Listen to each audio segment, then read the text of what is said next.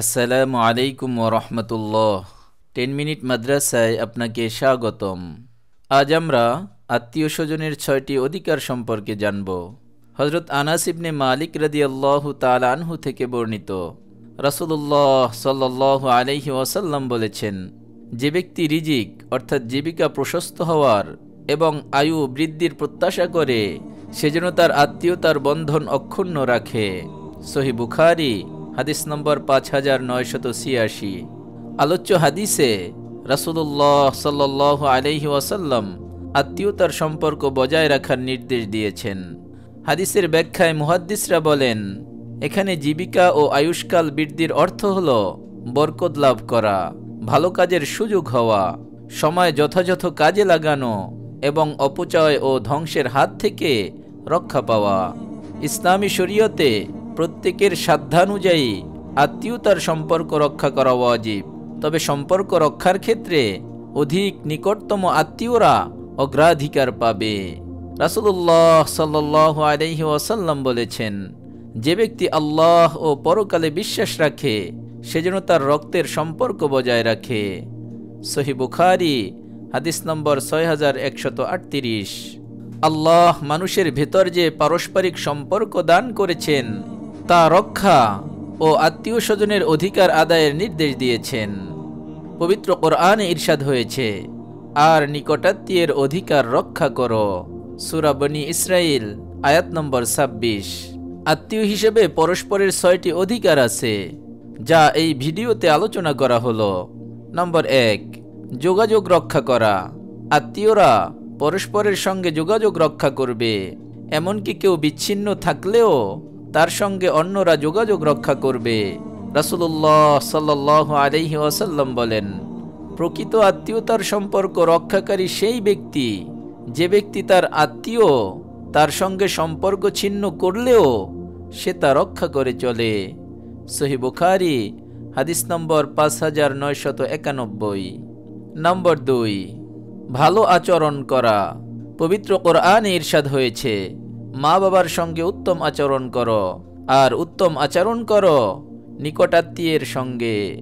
সূরা নিসা আয়াত নম্বর 36।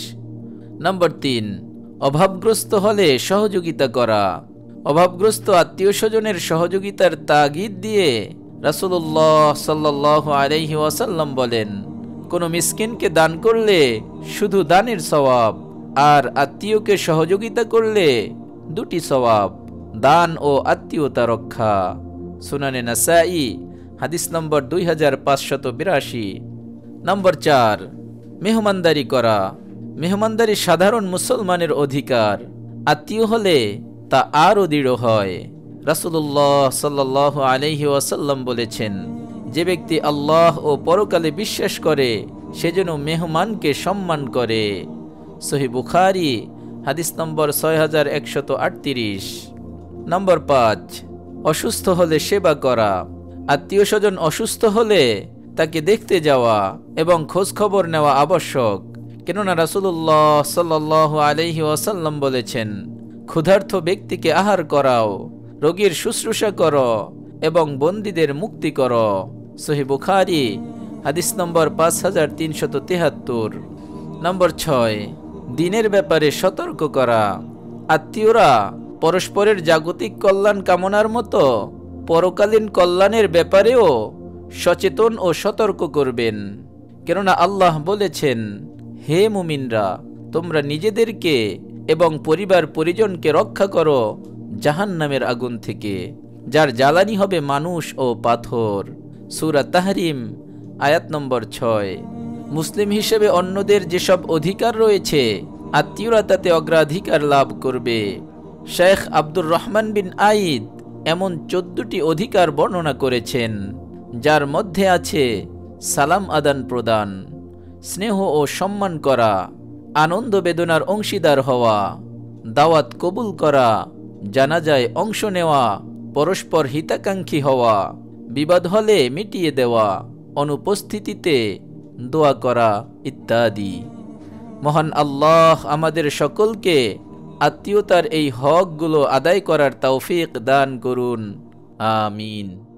আপনি যদি এরকম ভিডিও আরও পেতে চান, তাহলে আমাদের এই চ্যানেলটি সাবস্ক্রাইব করে পাশে রাখা বেল আইকনটি অন করে দিন।